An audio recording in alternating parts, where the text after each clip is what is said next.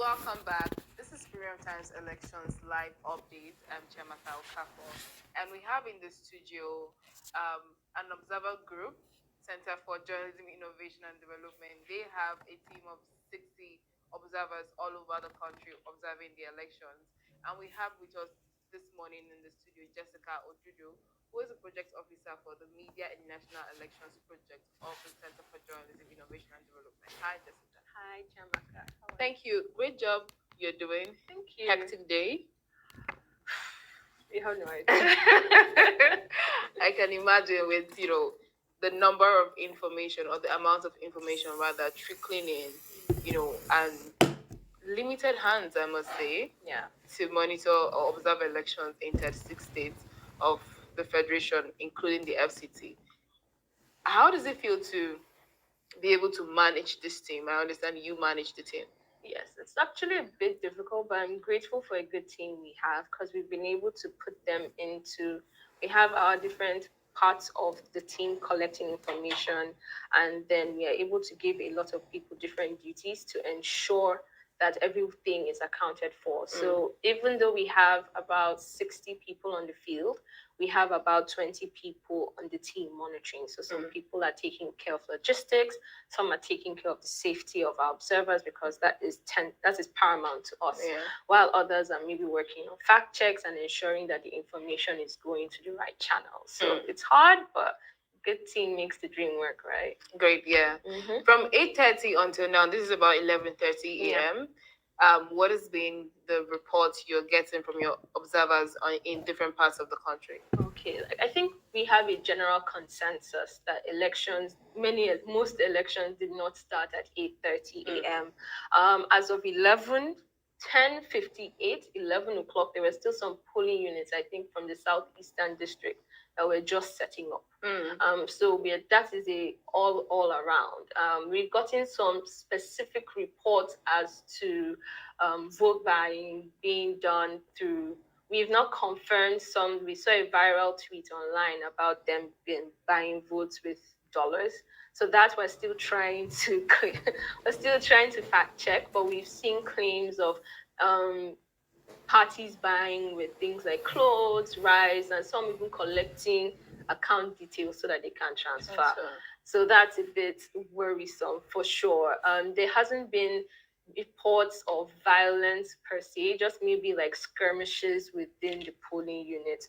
And rightly so, because people are agitated and they've been waiting and still things are taking time. So of course, people's tensions are high. And the only one that we're really trying to get a fuller picture on is the claim of Labour Party's logo not being on some ballot papers, especially for the House of Rep and Senate elections. We've been able to do a fact check in Ondo specifically because we got our observer to go check on the field, and they reported that it was the case for the senatorial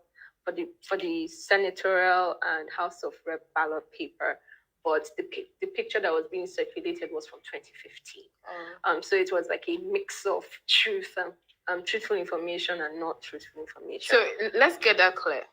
In Ondo, where you fact check, Yes. truly, the logo for LP is not present on the ballot paper for the Senate and Rep. However, the photos circulated are not recent photos. Interesting. So it's a mix of a truthful lie. Interesting. A concern, of course, we know that there's a cash crunch. And there was a narrative that, the scarcity of the Naira or the withdrawal of old Naira notes was to stop vote buying.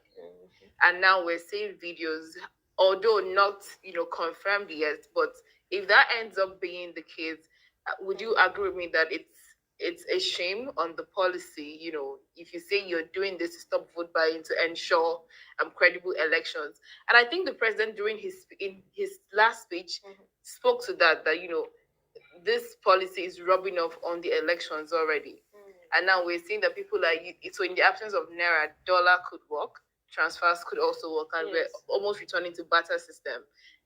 What is your team doing to help us, get the right details in this area? So what we're doing is that we have people on the field, and they're not just reporting to us generally every day. They have Google Forms that they are filling up. So by the time elections is over, we would have a better picture of what we saw in vote buying with numbers and trends alike. So what we're going to do is to use that information to actually speak to the success or failure of the policy. But for now, it will be difficult to really say this is what it is because it's still an ongoing process. Voting kind of just started in many areas. So for sure, from now till like, let's say 1 p.m. we might see an uptick, we might see a reduction. And we are going to keep our eyes out for all of that as much as we possibly can. And then based off of that, we speak to it. But I think, of course, the policy as a whole, there are two things about it. One, of course, the access of cash or the inaccess to cash could have been the reason why people might even be driven to buy votes because people need cash. A lot of things are at a standstill because of the limited access in society. But to another extent, it could have made it difficult because if people have to transfer and that's not working, it might take time and the present need for it could die down as you go. So we cannot particularly say, but there's a high chance that inaccess might drive people even more where they see cash to want to collect it. Thank you very much, Jessica. And with your help, we'll keep our eyes on the field to yes, please confirm or debunk various things coming up. And I know that your colleagues in your organization who do the fact checking will also be joining us soon to talk about different fact checks and disinformation, misinformation they've seen today, and of course leading to the elections as well. But we thank you for the great work you're doing, and good luck as you go on. Thank you. We have been speaking with Jessica Odudu of the Center for Journalism Innovation and Development. Jessica is the project officer for the Media in National Elections project of the CGID. And we've heard from her about 60 observer groups on the field, and they have been able to confirm, like we saw on social media, that the Labour Party logo is not present on the ballot papers for the Senatorial and House of Representatives. That is also going on alongside the presidential elections today. Stay tuned. This is Premium Times Elections Update.